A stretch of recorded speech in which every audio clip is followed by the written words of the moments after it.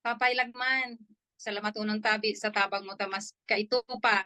Iyon ang ang tig lalaban mo para sa muya na mapalaya na kami mga haluyo ng siway sa agom niya mo na salamat unang tabi ta naintindihan mo ng gadso sa muyang buot so sa muyang kulog kulog na, na mamatian ever since. Papay, salamat tunon.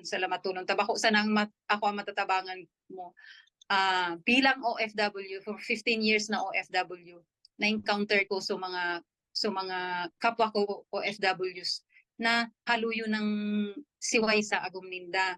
Ako nag voice out ako pero mas dakol patabi so dai nag-voice out.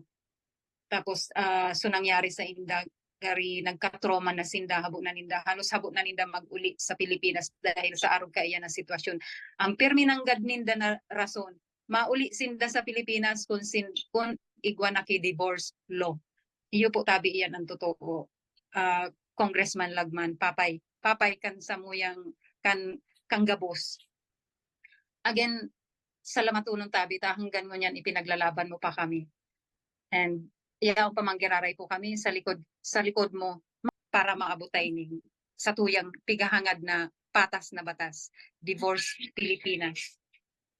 Yeah, sabi ko, salamat unong tabi papay kan kan pakipaglaban na ini. Again, Diyos ang magbalo sa imo.